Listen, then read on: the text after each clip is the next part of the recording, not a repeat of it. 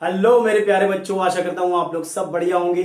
तो इस वीडियो में हम लोग आईसीएसई क्लास 10 कंसाइंस फिजिक्स से work, energy and power discuss करेंगे। तो चलिए स्टार्ट करते हैं। वर्क, तो सबसे पहला सवाल है कि when is work said to be done scientifically. When is work said to be done, कब हम कहेंगे साइंटिफिकली कि काम हुआ है। मैं 3 केस लिख रहा हूं। Suppose a coolie standing with a load, ठीक है, या फिर a boy pushing a heavy stone, और वो स्टोन को हिला नहीं पाता है, ठीक है, it's not able to move the stone. एक और ले लो, a man pushing a wall.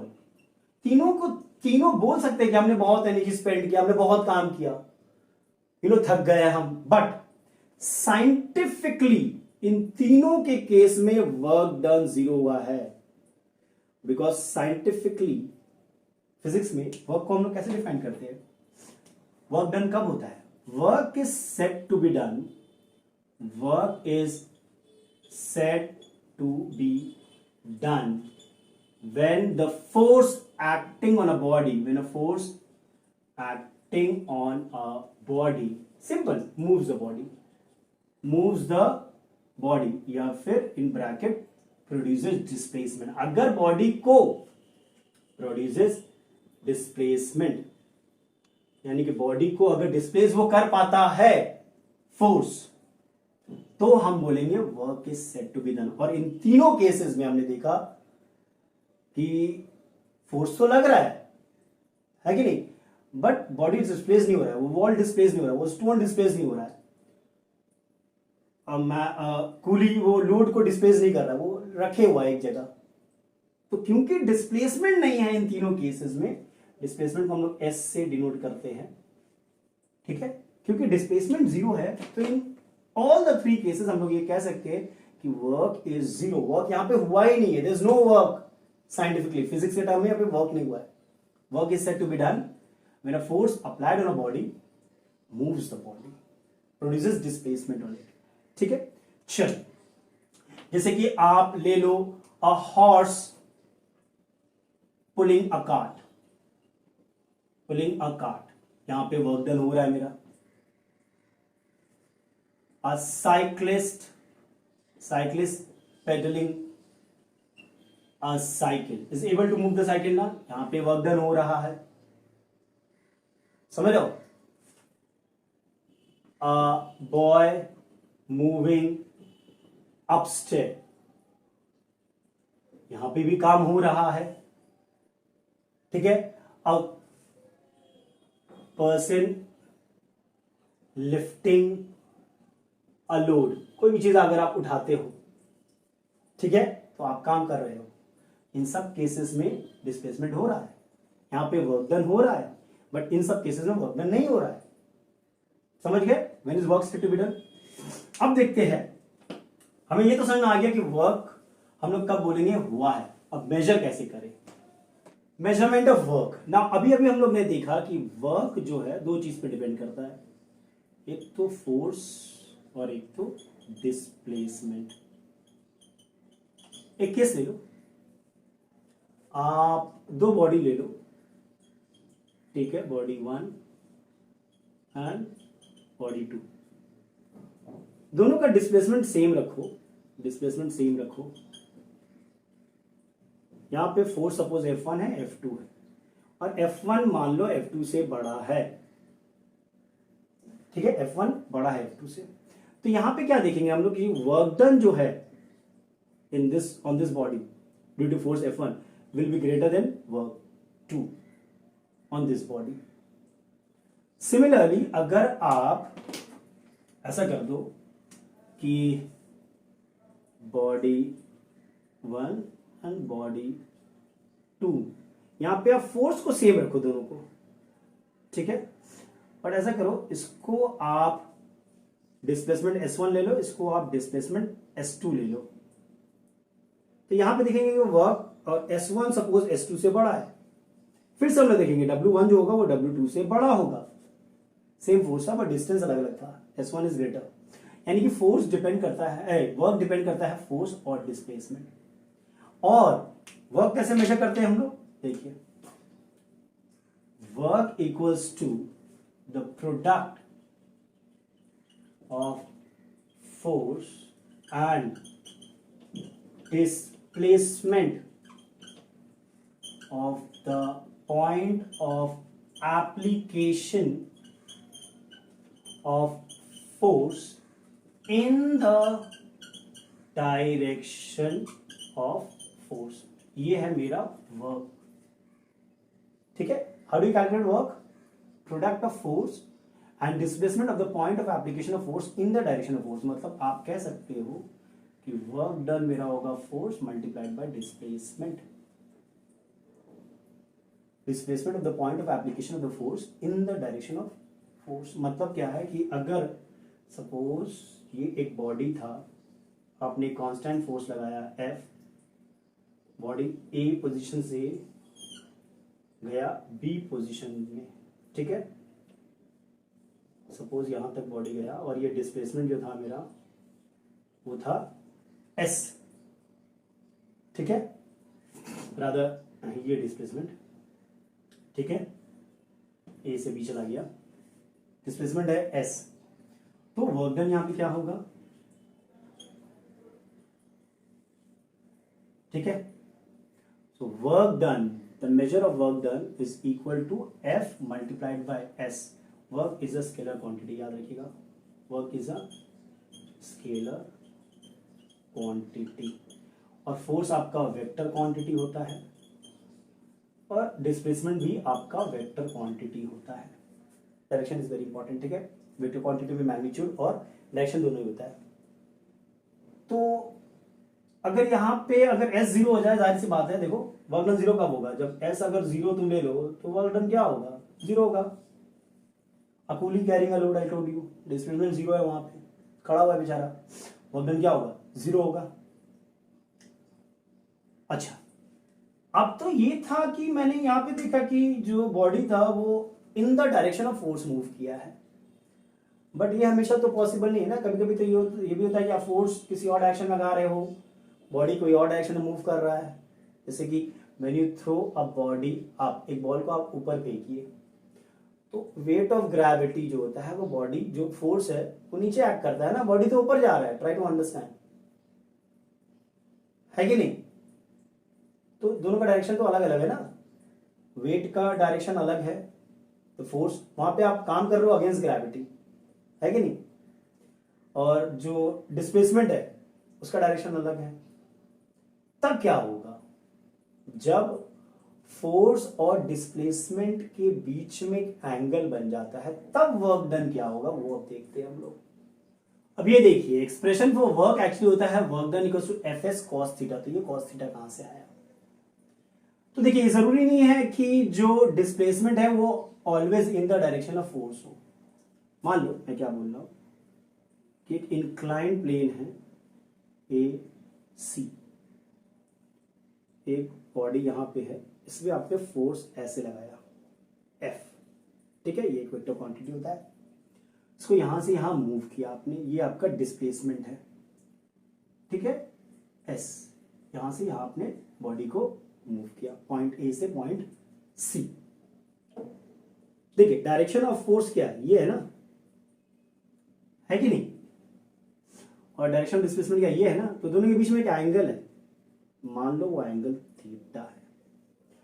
तब इस केस में क्या हो रहा है कि जो बॉडी है वो तो इन the direction of force move नहीं कर रहा है ना, तब वर्क डन कैसे निकालेंगे, देखिए तो दो तरीके हम लोग का। Number 1, bye finding the component of displacement in the direction of force, in the direction of force। एक और तरीका है, ये समझाऊंगा मैं क्लास 11 में, तो ये पूरा क्लियर होगा बिकॉज क्लास 11 में बहुत अच्छी तरीके से हम लोग पढ़ते हैं वेक्टर में। या bye finding the component component of force in the direction of displacement. अब ये क्या होता है, देखिए ध्यान से, पहले ये केस डिस्कस करते हैं। हम लोग क्या करेंगे, यहां से एक परपेंडिकुलर ड्रॉप करेंगे, ठीक है, ए बी सी, तो ये ट्राइंगल हो गया। तो ये AC का component, AC's component along the direction of force is AB। ध्यान से देखो, इसका component along the direction of force is AB। अब इस ट्राइंगल में cos थीटा क्या होता है, AB by AC होता है। तो AB को हम लोग AC cos थीटा लिख सकते हैं, यानी कि AB को हम लोग S cos थीटा लिख सकते हैं। S is the displacement. Work done क्या होता है आपका, फोर्स इंटू AB होगा, तो वर्क डन क्या होगा, force into S cos theta. cos theta is the cosine of the angle between the direction of force and the direction of displacement. ये हो गया आपका FS cos थीटा। सही है, work done equals to FS cos theta. ये कैसे निकाला हम लोग, by finding the component of displacement in the direction of force. हम लोग इस तरीके से भी निकाल सकते हैं, by finding the component of force in the direction of displacement. देखो ध्यान से, अब देखो ये second case, bye finding the component of force in the direction of displacement. Same, थोड़ा ध्यान से देखिएगा, ये आपका बॉडी था, ठीक है, इसको मैंने यहां ए से यहां सी पे लेके आए, ठीक है, ये आपका S, ये आपका फोर्स है, ठीक है, एक वेक्टर क्वांटिटी होता है अगेन।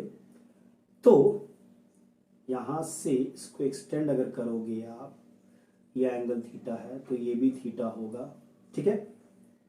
सपोज यहां से मैं एक परपेंडिकुलर ड्रॉप कर रहा हूं, ध्यान से देखना,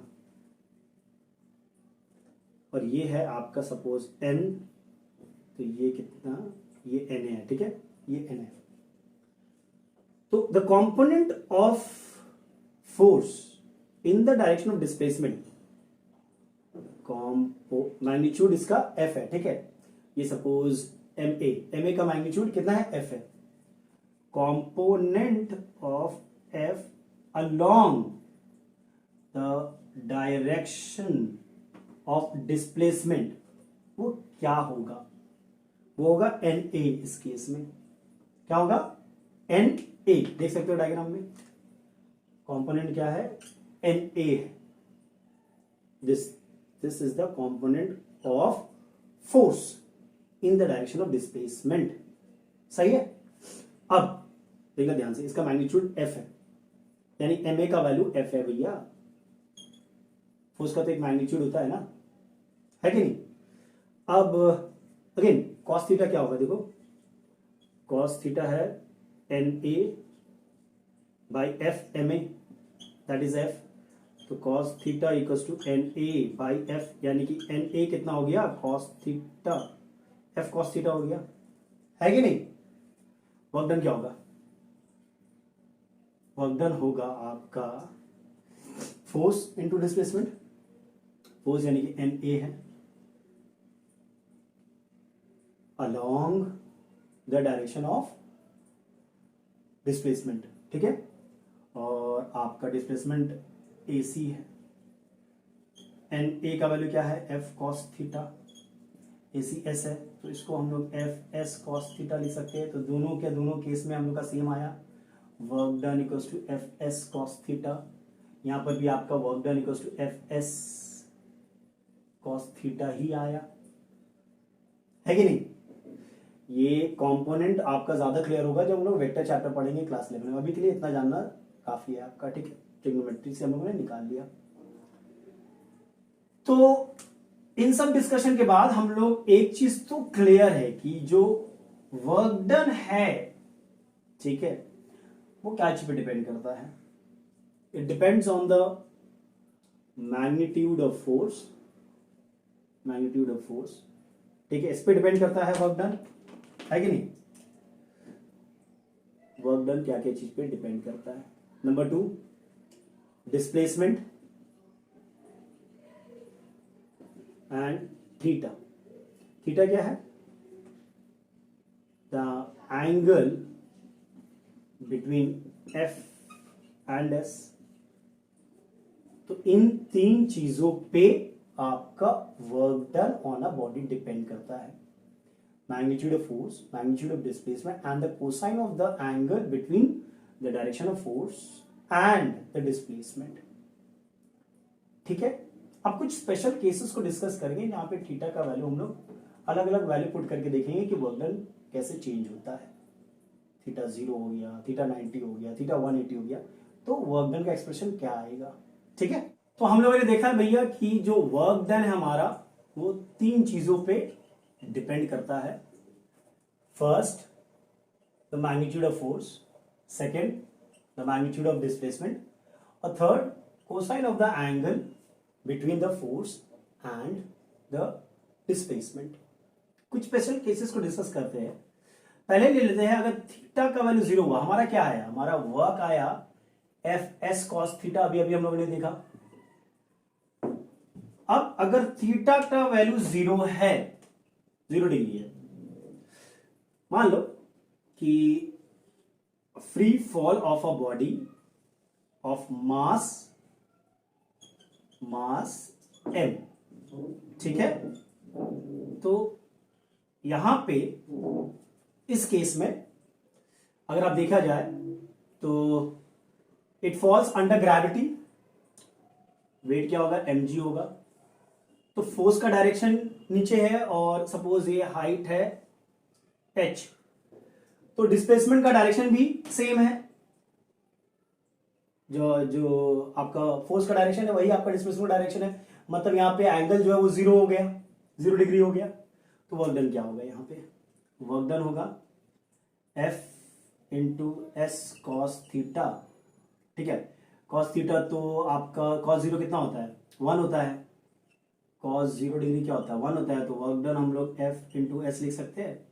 यहाँ पे F क्या है? mg है, और डिस्प्लेसमेंट क्या है? h है, तो वर्क डन होगा mgh। So for a free fall of a body of mass m through height of h, work done equals to mgh, है कि नहीं? ओके, और एक और एग्जांपल ले लो। सपोज सेम इसी से मिलता जुलता है। Suppose a coolie lifts a load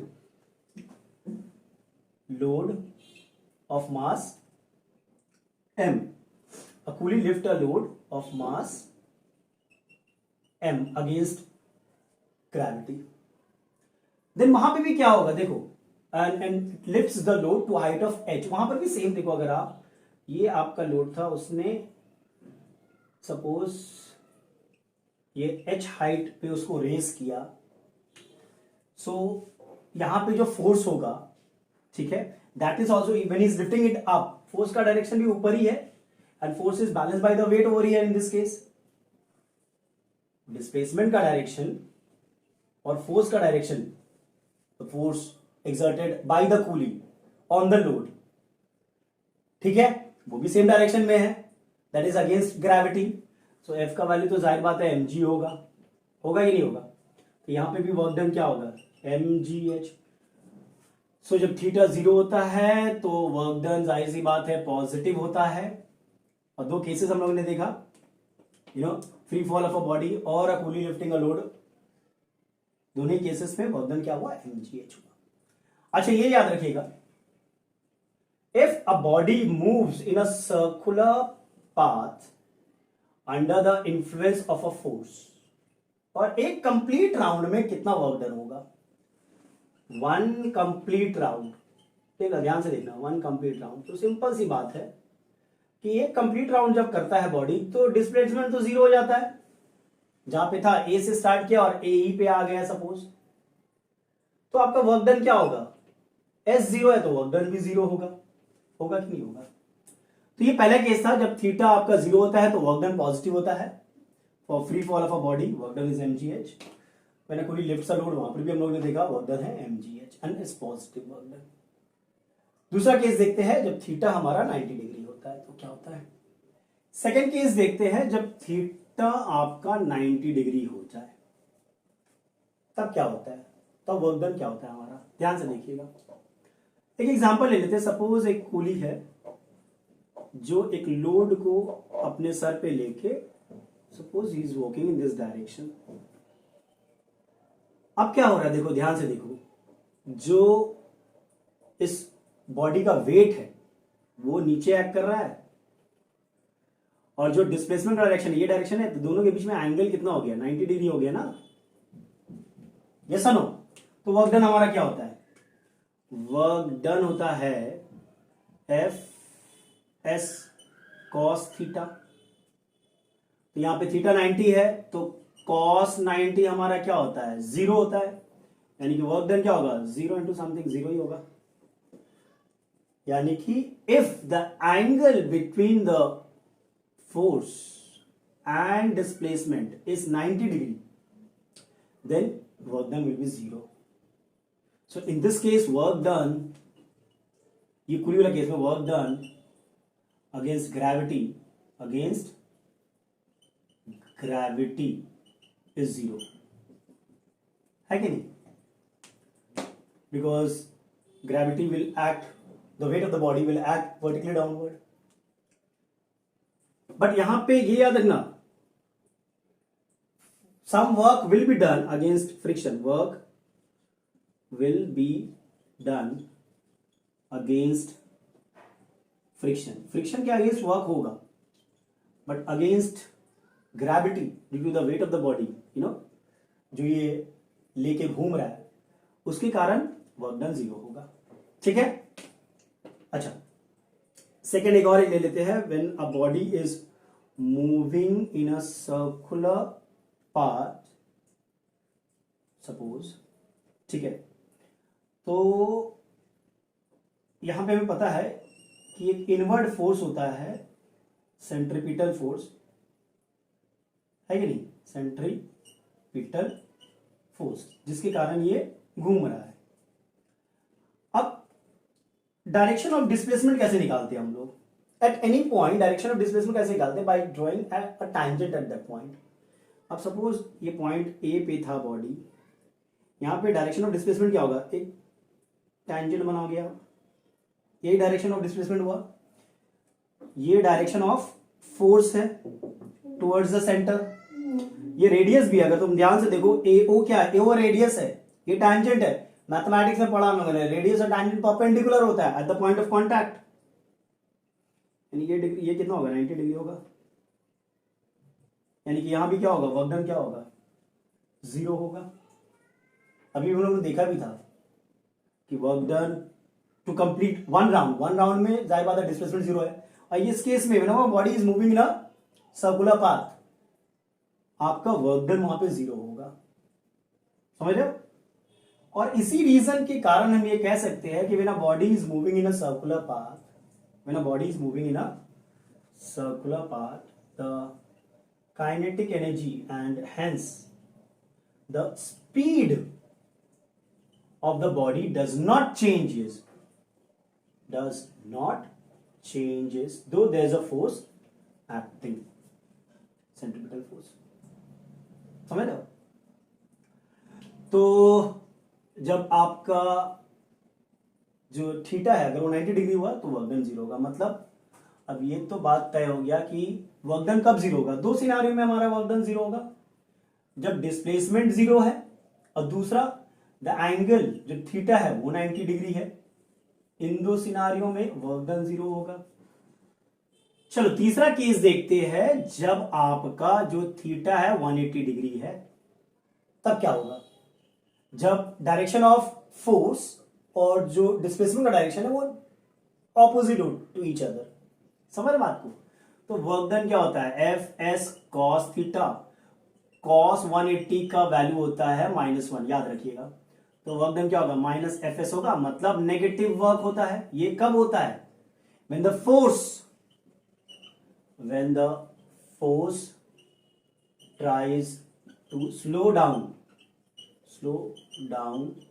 the body, और बोल सकते हो stops the body, तभी ऐसा देखा जाता है नेगेटिव वर्क। जैसे कि देख लो, आप फ्रिक्शन फोर्स का नाम सुने हो, tries to stop the body. अब क्या होता है, सपोज आपका एक बॉडी है जो इधर मूव कर रहा है, तो फ्रिक्शनल फोर्स हमें पता है, एफ ले रहा हूं, ये opposite to the direction of motion होता है, ये रिटार्ड करता है, बॉडी को रोकने की कोशिश करता है फ्रिक्शन फोर्स। तो इन दोनों का डायरेक्शन, जो डिस्प्लेसमेंट का डायरेक्शन है और जो फोर्स का डायरेक्शन है in this scenario opposite to each other, मतलब थीटा 180 डिग्री होगा, मतलब वर्क डन क्या होगा, वर्क डन होगा माइनस एफ एस। समझ रहे हो, इस केस में है कि नहीं, नेगेटिव वर्क डन होगा। अब एक और केस ले लो, when you throw a body, आप एक बॉडी को ए टू बी फेंक रहे हो, हाइट एच, तो यहां पे work done by the force of gravity क्या होगा, ग्रेविटी क्या करेगा, इसको नीचे पुल करेगा, है कि नहीं, mg से, the force of gravity will be equal to the weight of the body which is equal to mg, है कि नहीं। यहां पे डायरेक्शन ऑफ डिस्प्लेसमेंट और जो फोर्स ऑफ ग्रेविटी है उसका डायरेक्शन क्या है, ऑपोजिट टू ईच अदर, मतलब थीटा 180 डिग्री है, मतलब वर्क डन क्या होगा, यहां पे वर्क डन होगा minus F S, because cos 180 minus 1 हो गया, f क्या होगा यहाँ पे, mg होगा, तो वर्क डन माइनस mgh होगा। सो work done by the force of gravity when you throw a body up to a height of h of mass m will be minus mgh।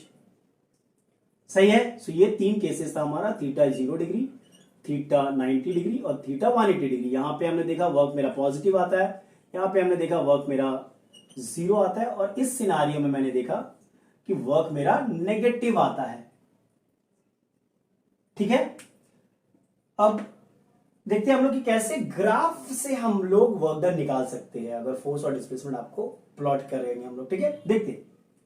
अच्छा, अब देखते हैं ग्राफ से हम कैसे निकालेंगे वर्क डन। देखो ध्यान से देखो, हमने क्या किया, अलोंग एक्स एक्सिस डिस्प्लेसमेंट ले लिया, ठीक है, अलोंग वाई एक्सिस को मैंने फोर्स ले लिया। अब मान लो एक वेरिएबल फोर्स है, वेरिएबल फोर्स मतलब it changes with respect to displacement. ठीक है, तो हमारा जो ग्राफ है, जाहिर बात है फोर्स और डिस्प्लेसमेंट का ग्राफ बनाओगे जब फोर्स वैरी कर रहा है, तो इट्स लाइक दिस। ठीक है, अब वर्क डन हम कैसे निकालेंगे, देखो मान लो ये आपका एफ है और ये आपका डिस्टेंस जो कवर किया है ये एस है। ठीक है, then the area between the sketch and the x axis gives you the work done. मतलब इस केस में इट्स अ ट्राइंगल, तो वर्क डन होगा half into base that is S into height that is F, यानी work done होगा F into S by 2 इस scenario में। समझ रहे हो? और अगर आप मान लो एक कांस्टेंट, ये तो वेरिएबल फोर्स की बात हम कर रहे थे, the force changes with displacement, अगर आप एक कांस्टेंट फोर्स ले लो, यू नो कांस्टेंट फोर्स है, देखो does not changes with displacement, तो हमारा सपोज ये डिस्प्लेसमेंट था एस, तो हमारा वर्क डन क्या होगा, सेम एरिया।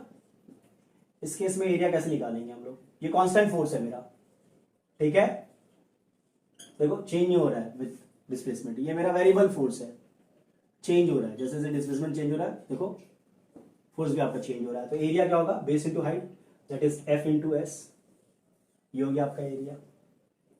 सही है, चल ये तो हो गया ग्राफ से आप कैसे कर सकते हो। अच्छा ये देखिए, अब इसको थोड़ा हटा देते हैं, work done by force of gravity, अभी उन्होंने डिस्कस भी किया था, when a body is thrown up और when a body falls. Work done याद रखिएगा, वर्क डन हमारा होता है mgh, work done by force of gravity is equal to mgh। अगर कोई बॉडी सपोज ए टू बी आ रहा है डायरेक्टली, या फिर कोई स्लोप से या स्टेयरकेस से, जैसे भी आ रहा है, ठीक है, डजेंट मैटर, वर्क डन क्या होगा, mgh ही होगा, बिकॉज यहां पे सपोज बॉडी का मास था m, तो वेट क्या होगा, mg होगा, और डिस्प्लेसमेंट क्या, मैंने h बोला है, तो डायरेक्टली नीचे आया या स्लोप के द्वारा आया या स्टैकेस के द्वारा है, वर्क डन क्या होगा, F इंटू एस होगा, क्योंकि थीटा तो यहां पे 0 है कि नहीं, डिस्प्लेसमेंट का और जो weight of the body, force of due to gravity, you know, दोनों ही नीचे हैं, तो वर्क डन हो गया आपका कॉस थीटा तो 0, 0 कॉस 0 1 होता है, यानी कि mgh force of due to gravity क्या होगा, mg होगा, है कि नहीं। या फिर आप कोई बॉडी को ऊपर भी फेंकते हो या ऊपर भी ले जाते हो, ठीक है, सेम इंक्लाइन प्लेन से हो या सीढ़ियों से हो या डायरेक्टली आप ऊपर ले जा रहे हो, ठीक है, तो work done by the force of gravity, देखिए समझिए बात को, यहां पे बॉडी को ऊपर ले गए, work done by force of gravity, force of gravity in this scenario, आप बोलोगे सर वेट तो mg है, वो नीचे एक्ट कर रहा है, so work done by force of gravity is negative, सही बात है, वर्क डन क्या होगा, माइनस mgh। लेकिन अगर हम बोलेंगे what is work done against gravity, तो वर्क डन अगेंस्ट ग्रेविटी क्या होगा, mgh अगेंस्ट ग्रेविटी। अगर आप by the force of gravity बोलोगे तो वर्क डन तो ये हो गया, लेकिन अगेंस्ट द ग्रेविटी अगर बोलोगे तो वर्क डन क्या होगा, mgh होगा, तो work done by force of gravity is mgh, ठीक है। चलो अब हम लोग देखते हैं यूनिट्स, थोड़ा डिस्कस कर लेते हैं। चलो अब यूनिट देख लेते हैं। आपका जो एसआई यूनिट है, SI unit of work is joule, ठीक है, जिसे हम लोग जे से रिप्रेजेंट करते हैं। अब when is 1 joule of work said to be done, अब देखो वर्क क्या होता है, F इंटू एस होता है, तो 1 जूल क्या होगा, इसका यूनिट क्या होता है, 1 न्यूटन होता है, इसका 1 मीटर होता है डिस्प्लेसमेंट का। तो when a force of 1 newton displaces a body through a distance of 1 metre in the direction of force, समझ रहे हो, then 1 joule of work is said to be done, ठीक है, ये हुआ 1 जूल का डेफिनेशन। अच्छा, इसके बड़े यूनिट भी होते हैं, जैसे कि 1 किलो जूल आप ले लो, 1 किलो जूल क्या होगा, 10 टू द पावर 3 जूल होगा। फिर से आप मेगा जूल ले सकते हो, यू नो 1 मेगा जूल क्या होता है, 10 टू द पावर 6 जूल होता है। 1 गीगा जूल ले सकते हो आप, जो 10 टू द पावर 9 जूल होता है। ये सब बिगर यूनिट है, ओके। अच्छा, और हमें सीजीएस यूनिट अगर आप कहते हो तो सीजीएस यूनिट अर्ग होता है। 1 अर्ग क्या होता है, same, when a force of 1 dyne displaces a body through 1 centimeter, then work done is 1 erg। ये है definition, in the direction of force, definitely, ठीक है। अभी दोनों का रिलेशन भी निकाल सकते हैं हम लोग, देखो ध्यान से। 1 जूल क्या है, 1 न्यूटन इंटू 1 मीटर है, तो 1 न्यूटन को आप 10 टू पावर 5 डाइन लिख सकते हो, और 1 मीटर को 10 स्क्वायर सेंटीमीटर लिख सकते हो। तो 1 जूल क्या हो गया, 10 टू पावर 7 डाइन सेंटीमीटर हो गया। डाइन सेंटीमीटर क्या होता है, अर्ग होता है, तो 1 जूल क्या होगा, 10 टू पावर 7 अर्ग। तो this is the relation, definition याद रखिएगा, रिलेशन याद रखिएगा, ठीक है। बिगर यूनिट्स भी काम आ सकता है। तो चलो इस वीडियो में हम लोग यहीं तक रखते हैं, नेक्स्ट वीडियो में इसके बाद वाले चीजों को देखेंगे। Till then take care and be safe. और अगर वीडियो पसंद आया तो लाइक शेयर और सब्सक्राइब तो बनता है।